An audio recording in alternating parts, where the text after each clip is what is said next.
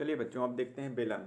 ठीक है, तो बेलन के बारे में देखते हैं। बेलन आप लोग अपने आसपास देखते होगे, आप लोग बेलन गाड़ी देखो, बेलन गाड़ी का चक्का देखो। ठीक है, बेलना रोटी वगैरह बनाते हैं तो उससे बेलते हैं, वो देखो। ठीक है, ये सब क्या है, बेलन के प्रकार ही हैं। तो बेलन क्या है, तो बेलन जो है एक त्रिविमी आकृति है। ठीक है, त्रिविमी आकृति मतलब कि जिसकी लंबाई, चौड़ाई और ऊंचाई तीनों हो।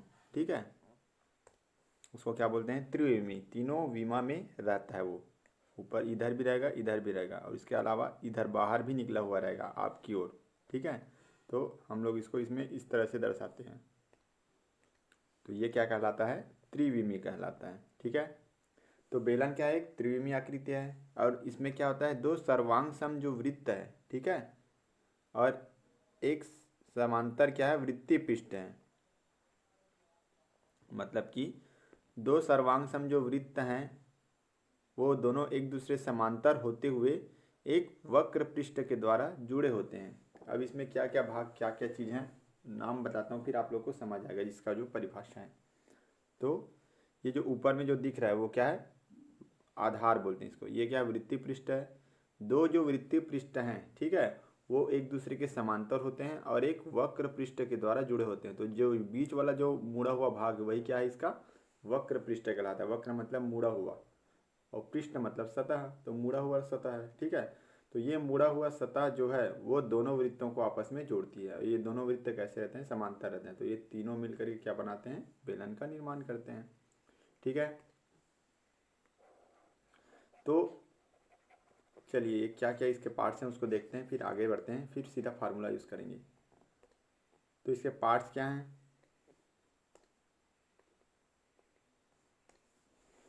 तो जैसे कि ये जो ऊपर का जो वृत्त दिख रहा है, ठीक है, वो क्या है, इसका आधार है। यही क्या है, आधार है। और नीचे और ऊपर दोनों क्या है, आधार हैं। इसको भी क्या बोलेंगे हम लोग, आधार ही बोलेंगे। और ये जो आधार है वो आधार क्या है, कैसा है, वृत्ताकार है। तो वृत्त की क्या होती है, एक त्रिज्या होती है, तो वृत्त की त्रिज्या को आर से दर्शाते हैं। ये जो बीचों बीच जो रहता है उसको क्या बोलते हैं, अक्ष बोलते हैं। और ये जो है ये वक्र पृष्ठ कहलाता है। जो बीच वाला जो मुड़ा हुआ जो भाग है या घिरा हुआ भाग है वो क्या कहलाता है, वक्र पृष्ठ। उसके अलावा ये केंद्र हो गया वृत्त, ऊपर वाले वृत्त का या ऊपर वाले आधार का, ये नीचे वाले आधार का केंद्र है। तो इन दोनों के जो बीच की जो लंबाई है या दूरी है वो क्या है, ऊंचाई कहलाएगा। तो यहाँ से यहाँ तक, ठीक है, इस बिंदु से इस बिंदु तक के बीच का क्या है, ऊंचाई है। तो इसको मैं अगर दर्शाऊं तो कैसे करूँगा, ऐसे, यहाँ से यहाँ, यहाँ थोड़ा मुड़ गया। ये क्या है, हमारा ऊंचाई है। ऊंचाई मतलब हाइट, हाइट को किससे दर्शाते हैं, एच से। तो ये कुछ कुछ जो बेलन के पार्ट से बोल सकते हैं या उसके भाग बोल सकते हैं। ठीक है, तो आपके पार्ट में दो, वैसे तो बेलन के बहुत सारे प्रकार होते हैं, तो आपके पार्ट में सिर्फ एक ही प्रकार पढ़ना है हमको, लंबवृत्तीय बेलन। ठीक है, लंबवृत्तीय बेलन मतलब कि जो लंबवृत्ति दोनों जो केंद्र है, ठीक है, उसको मिलाने वाली रेखा क्या रहती है, एक दूसरे पर लंब रहती है, उसको क्या बोलते हैं, लंबवृत्तीय बेलन बोलते हैं। वृत्त पर लंब है, यह है ना, वृत्त का ये वाला सेंटर और इसका ये वाला सेंटर, दोनों को मिलाने वाली रेखा क्या है, एक दूसरे पर लंब है, तो इसलिए इसको क्या बोलते हैं, लंबवृत्तीय बेलन। उसका जो अक्ष है वो दोनों वृत्तों पर 90 अंश का कोण बनाता है। यहाँ पर 90 अंश का कोण बना रहे हैं और यहाँ पर 90 अंश का कोण बना रहे हैं, इसलिए क्या है, लंबवृत्तीय बेलन है। तो हम लंबवृत्तीय बेलन का इस पार्ट में आयतन निकालना पड़ेंगे और पृष्ठीय क्षेत्रफल और संपूर्ण पृष्ठ का क्षेत्रफल निकालना पड़ेंगे। ठीक है, तो पहला जो सूत्र है उसको ध्यान से लिखिए, बेलन के वक्र पृष्ठ का क्षेत्रफल, इसी को बोलते हैं पृष्ठीय क्षेत्रफल, वक्र पृष्ठ का क्षेत्रफल या पृष्ठीय क्षेत्रफल। ठीक है, तो ये होता है 2πr/h, और क्षेत्रफल है तो वर्ग इकाई हो जाएगा, इकाई के जगह मीटर सेंटीमीटर जो भी दिया रहेगा वो रहेगा। ठीक है, ये बेलन के वक्र पृष्ठ का क्षेत्रफल है। वैसे बेलन के संपूर्ण पृष्ठ का क्षेत्रफल। देखिए वक्र पृष्ठ में क्या है, ये बीच का वज्र का जो क्षेत्रफल है वो क्या कहलाता है, वक्र पृष्ठ। तो बीच में क्या है, वृत्त तो है ही, ठीक है, और वृत्त कहाँ से है, एच तक है, ऊपर से लेकर के नीचे तक है, इसलिए क्या है 2πr/h। जबकि संपूर्ण पृष्ठ में क्या है, वक्र पृष्ठ तो रहेगा ही रहेगा, उसके अलावा ऊपर के जो दोनों पृष्ठ हैं जो वृत्ताकार हैं वो भी रहेंगे, ठीक है। तो 2πr/h ये तो रहेंगे ही, ठीक है, ये वक्र पृष्ठ तो रहेगा ही, प्लस ये वाले वृत्त का जो क्षेत्रफल πr², नीचे वाला का भी πr² है, ठीक है, वो भी जुड़ेगा ना। संपूर्ण पृष्ठ मतलब ऊपर और नीचे ये भी मिल जाएगा, तो क्या हो जाएगा 2πrh प्लस 2πr²। तो 2πr दोनों में कॉमन है, तो 2πrh प्लस r वर्ग इकाई। ये हो गया आपके संपूर्ण पृष्ठ का क्षेत्रफल। एक है लंबवृत्तीय बेलन का आयतन, तो ये होता है πr²h। क्या होता है, pi into r² into H, ये क्या है, लंबवृत्तीय बेलन का आयतन है। तो 3 सूत्र है इसमें, तीनों सूत्रों को आप लोग को याद होना चाहिए और बहुत ही आसान है, फटाफट बनेंगे, ठीक है। बेलन के वक्र पृष्ठ का क्षेत्रफल 2πrh, संपूर्ण पृष्ठ 2πrh प्लस r, और बेलन का आयतन क्या है πr²h। चलिए अब इस प्रश्नवाली से संबंधित या बेलन से संबंधित प्रश्नों को करते हैं, ठीक है, बहुत ही आसान है, फटाफट बनेंगे, बस ये तीनों सूत्र ध्यान में रखना है आपको। हमारा जो पहला प्रश्न है उसको देखते हैं। चलिए क्या बोला है, एक बेलन के आधार की त्रिज्या क्या है 14 सेंटीमीटर और ऊंचाई 10 सेंटीमीटर है। बेलन के वक्र पृष्ठ तथा संपूर्ण पृष्ठ का क्षेत्रफल ज्ञात कीजिए। हल, जब भी आप लोग हल लिखोगे तो दिया है लिखना मत भूलना। दिया है, क्या चीज़ दिया है जी, तो r बराबर दिया है 14 सेंटीमीटर, ऊंचाई को हम लोग इससे दर्शाएं 10 सेंटीमीटर दिया है, ठीक है। तो बेलन के वक्र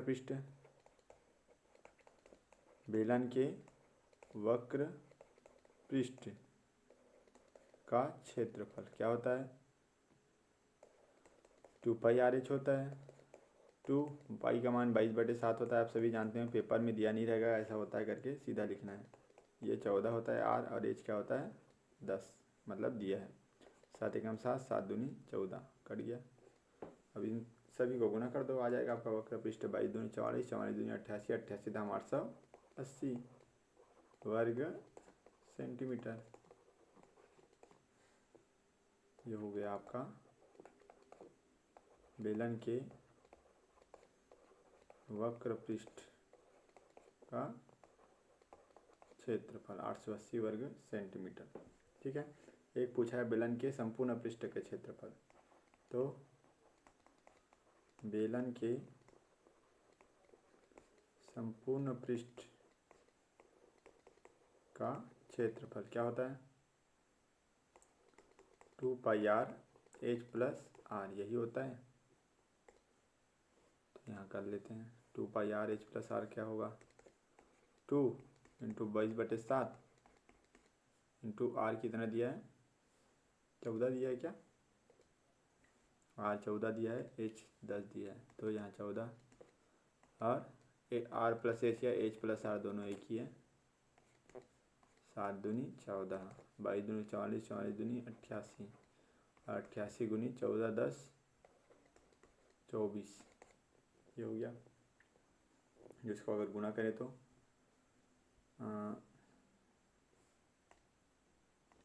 इसको गुना कर लेना है, ठीक है। तो 24 अट्ठे होता है 192, 192 का 2 सिलाया 19, 24 अट्ठे फिर 192, तो 192 का 192 में 19 जोड़ेंगे तो 9 2 11, 201, 201 में 10 जोड़ेंगे तो 211,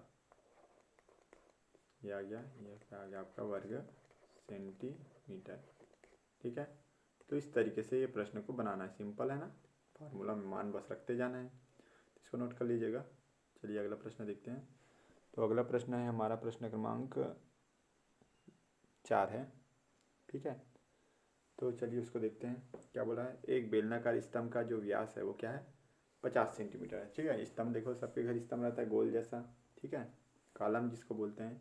तो एक वो स्तंभ जो है, जो मंदिरों में अक्सर रहता है, बेलनाकार है वो। उसका जो व्यास दिया है हमको 50 सेंटीमीटर और ऊंचाई दिया है 3.5 मीटर। बेलन के वक्र पृष्ठ की रंगाई का लागत मूल्य ज्ञात कीजिए यदि दर कितना है, 12 रुपये 50 पैसे प्रति वर्ग मीटर। मतलब 1 वर्ग मीटर का 12 रुपये 50 पैसा है। तो बेलन के जो वक्र पृष्ठ की जितनी भी पोताई करनी पड़ेगी, उसका कितना खर्चा आएगा, ये हमको पूछा गया है। चलिए उसको मैं एक चित्र बना के आपको समझाता हूँ।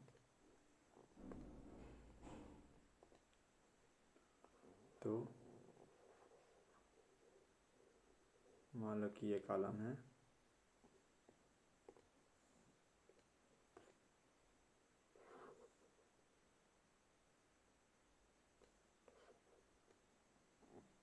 ये बन गया हमारा बेलन। अब इसकी पुताई करवानी है भाई। तो पुताई करवाना है तो हमको ये वाला भाग भरवाना है, ये जो गोल जो बीच से मुड़ा हुआ है ना, ऊपर नीचे को नहीं करवाना है क्योंकि इसमें क्या बोला, बेलन के वक्र पृष्ठ की रंगाई बोला है ना, तो वक्र पृष्ठ इसी को बोलते हैं। ऊपर नीचे जो वृत्त है उसको नहीं बोलेंगे वक्र पृष्ठ, सिर्फ जो गोल जो बीच जो दोनों वृत्तों को मिलाने वाला जो पृष्ठ है उसको बोलेंगे, बीच का जो गोल वाला भाग रहता है वो। ठीक है, तो हमको उसका रेट दिया गया है कि इसमें 1 वर्ग मीटर का 12 रुपये 50 पैसे है। तो जितना भी वर्ग मीटर होगा, मतलब कि वक्र पृष्ठ का जितना भी क्षेत्रफल होगा, उसको 12.50 से गुना कर देंगे तो कितना लागत आएगा रंगाई का, वो हमको पता चल जाएगा। तो कुल मिला के हमको वक्र पृष्ठ का क्षेत्रफल पहले निकालना पड़ेगा इसके लिए। तो क्या क्या चीज़ दिया है पहले लिख लेंगे। दिया है, क्या है, बेलनाकार स्तंभ का व्यास बराबर 50 सेंटीमीटर। तो त्रिज्या क्या हो जाएगी, 25 सेंटीमीटर हो जाएगी। ऊंचाई कितना दिया है, 3.5 मीटर दिया है। ठीक है, तो ये त्रिज्या को भी हमको 50 सेंटीमीटर दिया था, उसको मीटर में बदलना पड़ेगा, या 25 सेंटीमीटर को मीटर में बदल देंगे तो 0.25 सेंटीमीटर हो जाएगा, हाँ सॉरी मीटर हो जाएगा। इसको 100 से भाग देना पड़ेगा ना, सेंटीमीटर को मीटर में बदलने के लिए 100 से भाग देना पड़ेगा। तो त्रिज्या का हो जाएगी 0.25 मीटर और ऊंचाई 3.5 मीटर दिया गया है। तो बेलनाकार स्तंभ का पृष्ठीय क्षेत्रफल बराबर 2πr/h। 2 गुणित 22/7 गुणित r कितना है 0.25 इंटू h कितना है 3.5, ये हो जाएगा। अगर मैं इसका दशमलव हटा दूँ तो ये 100 हो जाएगा और ये हो जाएगा 10, ये 35 बन जाएगा और ये बन जाएगा 25। पाते हम 7 7 पंचे 35। ठीक है, चलिए अब इतने को ऊपर वाले को गुना कर देते हैं, या एक काम और कर लेते हैं,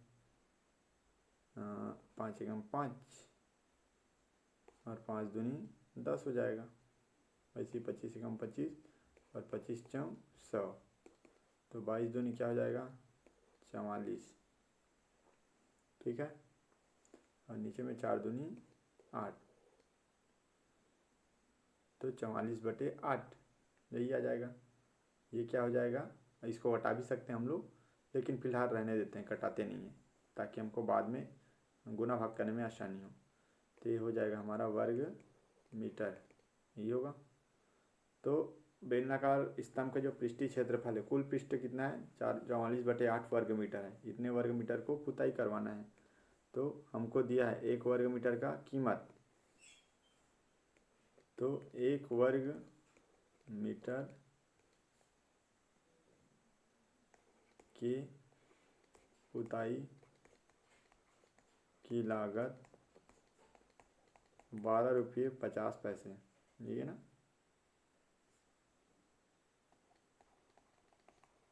है। तो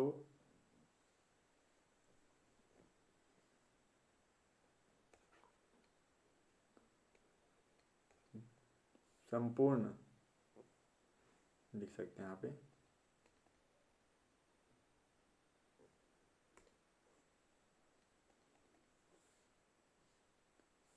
तो संपूर्ण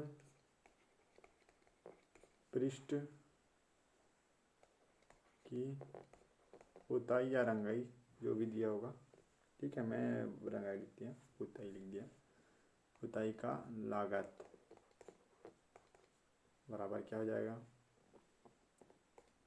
ना हमारा 44/8 है, तो 44/8 गुणित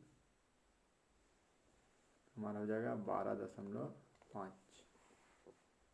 अब इसको सिंप्लीफाई करें तो कैसे हो जाएगा, या गुना ही कर लो, ये 10 हो जाएगा, 5 दूनी 10, ये हो जाएगा 5, 5 दूनी 10, 5 पंचे 25, ये हो जाएगा 2 एकम 2, 2 दूनी 4, 2 दूनी 4, तो 22, 25 गुणित 22/8, तो 25 दूनी 50 का 0, हाँ जी 5, 25 दूनी 50, 50 5, 55/8 बराबर 8 एकम 8।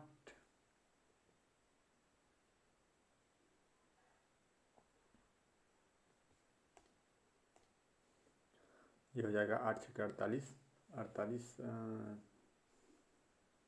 7 55, तो 70 हो जाएगा, तो 88 64, फिर 6 60 हो गया, 8 सत्ते 56 और 8 पंचे 46, मतलब 68.75 रुपये की लागत आएगी, ठीक है। अतः संपूर्ण पृष्ठ की रंगाई लिखा है इसमें, की रंगाई में 68.75 रुपये की लागत आएगी। तो ऐसे प्रश्न पूछे जाते हैं, ठीक है, सो नोट कर लीजिए। और अगला प्रश्न देखते हैं क्या बोला है अगला प्रश्न। नीचे वाला अपने काम का नहीं है, इसको ध्यान ना दें।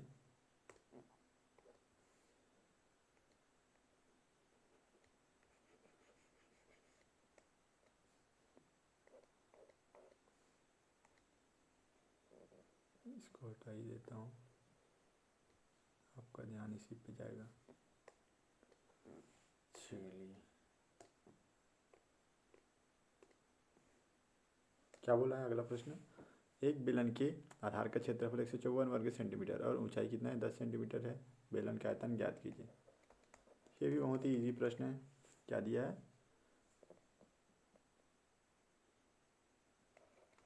बेलन के आधार का क्षेत्रफल बराबर 154 वर्ग सेंटीमीटर, ये दिया है। ऊंचाई h बराबर 10 सेंटीमीटर, ये दिया है। आयतन ज्ञात करना है। आयतन ज्ञात करने के लिए हमें क्या चाहिए, r चाहिए। तो r कहाँ से मिलेगा, बेलन के आधार का क्षेत्रफल। तो बेलन के जो आधार है, ठीक है, उसका जो क्षेत्रफल है वो किसके बराबर होता है, तो बेलन का जो आधार है वो वृत्ताकार होता है ना, तो ये बेलन है, बेलन के आधार का क्षेत्रफल बराबर πr² हो जाएगा,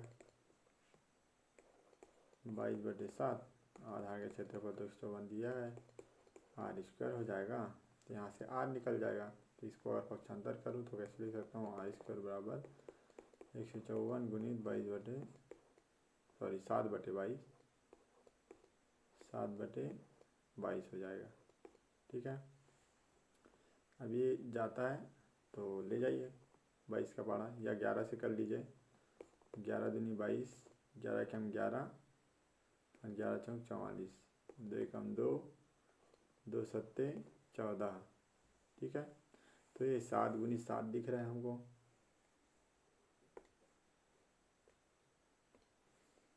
तो ये जो r² है बराबर 7 का वर्ग हो जाएगा। आर बराबर हो जाएगा 7 सेंटीमीटर में डायरेक्ट कर दिया।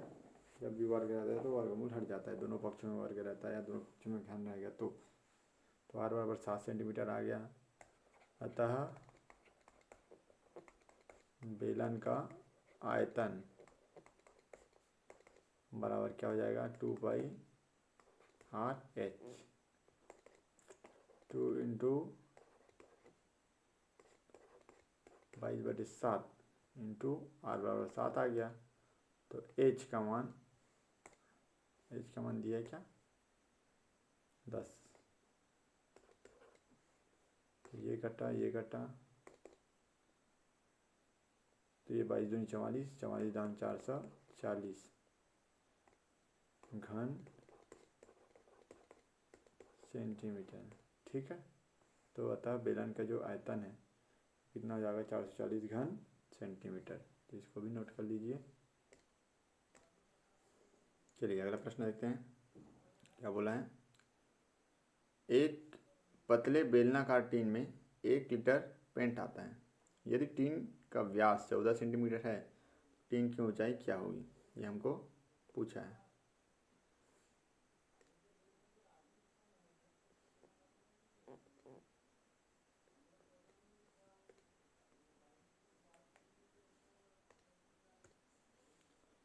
चलिए देखते हैं।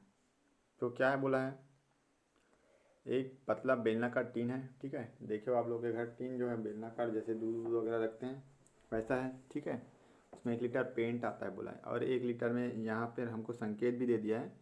1 लीटर बराबर कितना होता है 1000 घन सेंटीमीटर। ठीक है, लीटर बच दिया, इसका मतलब यही है कि 1 लीटर बराबर 1000 घन सेंटीमीटर ये होता है। नीचे वाले को छोड़ दिए, नीचे वाले काम का नहीं है,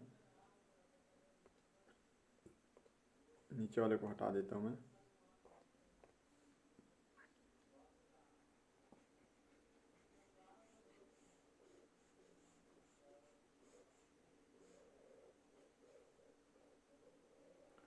टीन की ऊंचाई निकालने के लिए बोला गया है, तो टीन की ऊंचाई निकाल लेते हैं। तो हाँ, फिर से हल लिखेंगे। क्या दिया है, अब एक चीज़ आप ध्यान में रखेंगे, आयतन क्या होता है, आयतन जितना भी उस बर्तन के अंदर जगह है वही उसका आयतन होगा। ठीक है, तो उसमें अगर 1 लीटर पेंट आता है, ठीक है, मतलब उसमें 1 लीटर की जगह है, मतलब उसका आयतन क्या हो गया 1 लीटर हो गया। और 1 लीटर के बराबर कितना होता है 1000 घन सेंटीमीटर होता है। ठीक है, तो यहाँ दिया है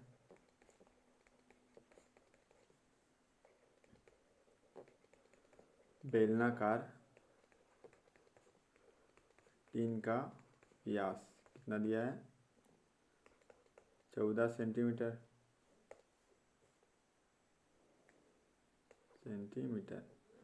तो त्रिज्या क्या हो जाएगा 14 का आधा 7 सेंटीमीटर हो जाएगा। ठीक है, और टीन का आयतन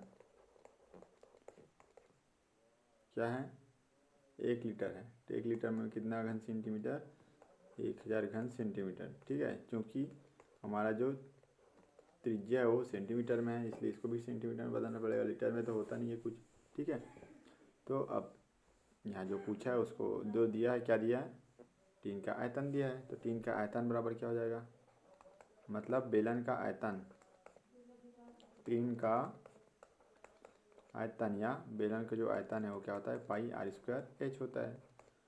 तो ये कितना दिया हमको 1000 दिया है, और पाई मतलब 22/7, आर का मान 7 का वर्ग, ऊंचाई हमको ज्ञात करना है। ये 7 और 1 7 कट गया तो 22 गुनी 7 बस बचा, यहीं बना दूँ क्या। तो यहाँ एच बराबर क्या हो जाएगा, ये 22 गुनी ये 1 7 बचा। ठीक है, ऊपर का घात 2 हटाया तो 1 7 बच गया, 1 ही 7 कटा है, तो 1000/22 गुनी 7 हो जाएगा। अब इसको जब भाग देंगे तो हमारा जो आंसर है वो आ जाएगा। तो भाग दे के देखें, 11 2 11 22 ये होगा, 2 5 10 2 0 0 2 0 0। ठीक है, 11 के हम 11, 11 चौक 44, 6 बचा, 60 हुआ, 11 पंजे 55, 5 बचा, फिर 50 फिर हो गया, 11 चौक 44 हो जाएगा, फिर 6, 11 पंचे 55 ऐसे ही जाएगा। ठीक है, फिर इसको कटा दूँ तो 7 एकम 7, 7 छक्के 42, 43, 44, 45, 3 बचा, 34 हो गया। ये दशमलव लगा है तो दशमलव लगा देते हैं। अब 7 चौक 28, 28 छः 34, और 7 सत्ती 49, 7 अट्ठे 56, 7 निया 63, तो 6.49 लगभग 6.5 सेंटीमीटर उसकी क्या हो जाएगी, ऊंचाई हो जाएगी। अतः उस जो टीन है, ठीक है, बेलनाकार टीन का जो ऊंचाई है वो कितना हो जाएगा, 6.5 सेंटीमीटर। यहाँ आंसर को अच्छे से लिखना है। अतः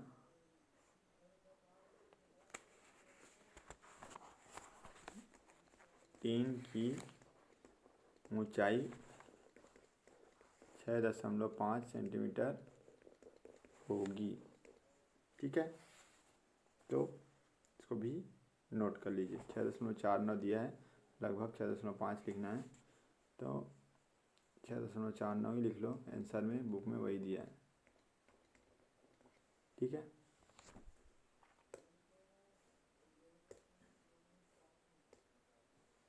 चलिए एक और प्रश्न देखते हैं क्या बोला इसमें।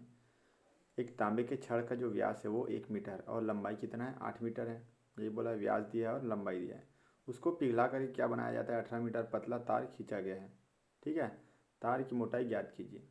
तो इसमें एक चीज़ ध्यान रखना, जब भी किसी भी चीज़ को, ठोस को हम लोग गलाते हैं, ठीक है, या धातु का जो कुछ भी चीज़ है उसको गलाते हैं, तो उसकी जो मात्रा है वो तो सेम रहेगी। ठीक है, जैसे कि लोहे का जो मेरे पास अगर कुछ तार है उसको मैं गला दूंगा और गला कर कुछ और बना दूंगा, तो जितना लोहा मेरे पास पहले से तार के रूप में था उतना ही तो लोहा है ना, जो भी नया चीज़ बना है वो। ठीक है, तो उसका जो आयतन है वो कभी नहीं बदलता है, उसको ध्यान रखना। ठीक है, भले आकृति बदल जाएगा, तो आकृति बदलने से आयतन निकालने का फार्मूला बदल जाएगा, लेकिन आयतन सेम रहेगा।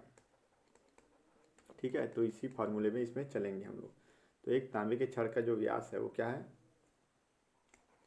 तो यहाँ लिख देते हैं, तांबे के छड़ का व्यास बराबर 1 मीटर, त्रिज्या बराबर क्या हो जाएगा, 0.5 मीटर हो जाएगा। ये आर हो गया। वैसी लंबाई एच मान लेते हैं इसको, लंबाई तो कितना है, 8 मीटर है। ये हो गया तांबे के छड़ का। ठीक है, अब इसको पिघला कर क्या बनाया जाता है, एक तार खींचा जाता है। तो तार का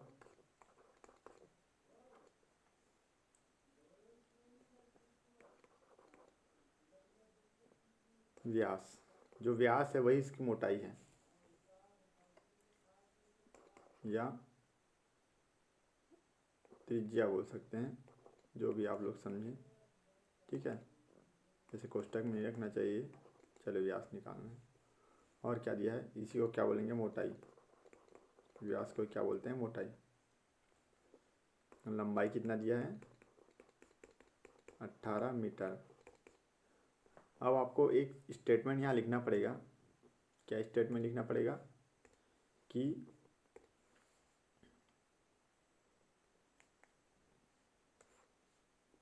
चूंकि तांबे के छड़ को पिघलाकर क्या बनाया गया है, तार बनाया गया है, अतः दोनों के आयतन समान होंगे।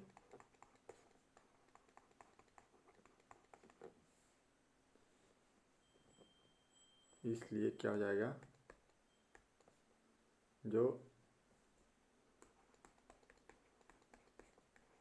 तांबे के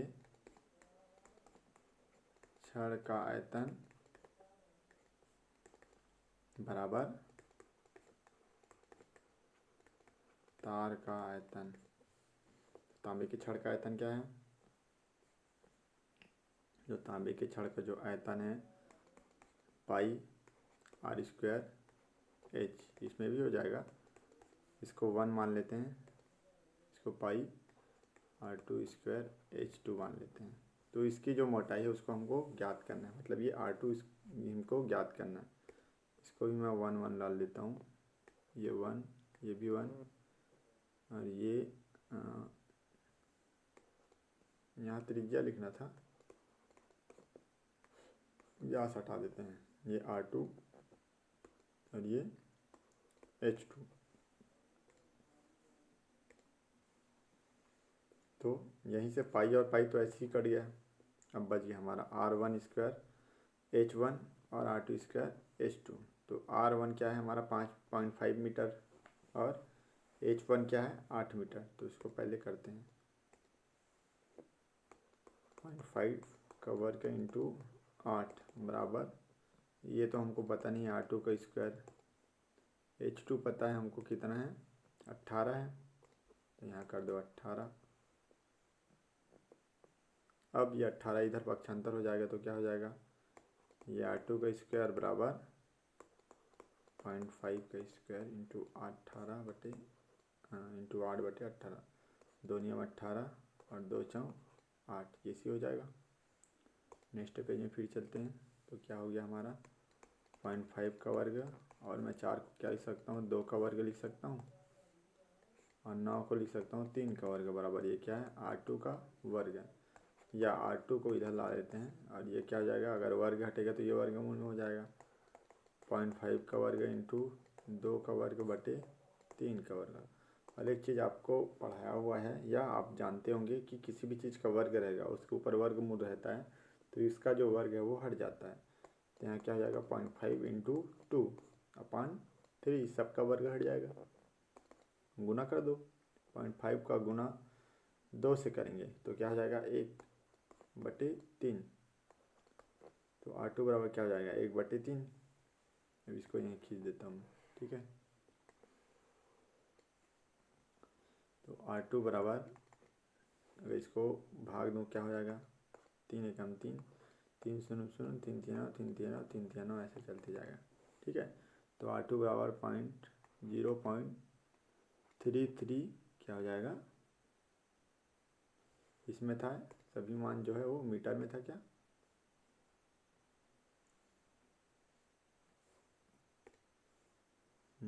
ये मीटर में था, तो 0.33 क्या हो जाएगा मीटर।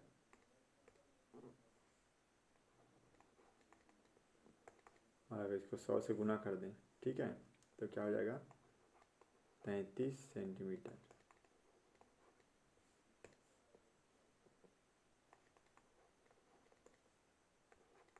R2 अतः जो मोटाई है, और मोटाई क्या हो जाएगा पूरा हो जाएगा, ठीक है। तो इसको 2 से गुना कर दो, अतः मोटाई D2 बराबर 2R2, 33 बराबर 66 सेंटीमीटर हो जाएगा। तो ये बन गया आपका, बहुत ही आसान है, ठीक है। तो उसकी जो तार की जो मोटाई है वो क्या हो जाएगा 66 सेंटीमीटर हो जाएगा, ठीक है। तो इस तरीके से बनेगा, बहुत ही आसान है, सिंपल है। तो यहाँ पे आप लोग थोड़ा सा हल्का सा करेक्शन कर लेंगे, यहाँ बहुत सारा वो मैं गलत किया, व्यास ही आएगा, यहाँ मोटाई तो यहाँ लिख दिया हूँ,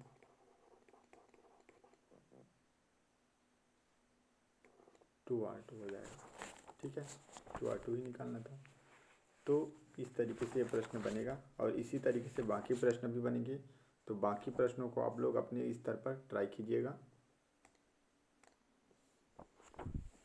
और इसको आप लोग चाहो तो आंसर को इस सीधा बटे के रूप में भी लिख सकते हो, 1/3 आया था ना, उसको 2 से गुना कर दोगे तो 2/3 के रूप में भी डायरेक्ट लिख सकते हो, ठीक है। तो इस वीडियो में इतना करते हैं, थैंक यू। और अगला जो पार्ट है, ठीक है, उसमें मैं गोले के बारे में बताऊंगा, फिर ये प्रश्नवारी आपका ये जो पार्ट है वो ख़त्म हो जाएगा। Thank you.